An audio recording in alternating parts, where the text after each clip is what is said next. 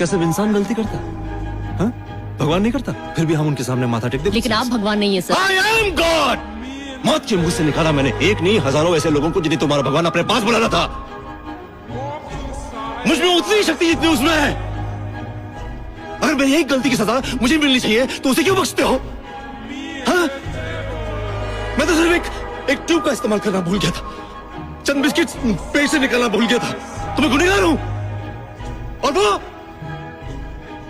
जो लाखों बच्चों को पैदा करने से पहले मार देता है और पैदा करता है तो फिर अपाहिज लूला लगड़ा घूंगा, कोई हिसाब नहीं उसका। क्यों बख्शते हो उसको? भगवान है वो। तुम्हारा भगवान जब लोगों को तकलीफ देता है, बीमारी से पीड़ित करता है, तो वो लोग मेरे पास आते हैं और मैं उनकी तकलीफ दूर करता हूं। So if he's God, then I'm a bloody doctor. I'm as powerful as your so-called God.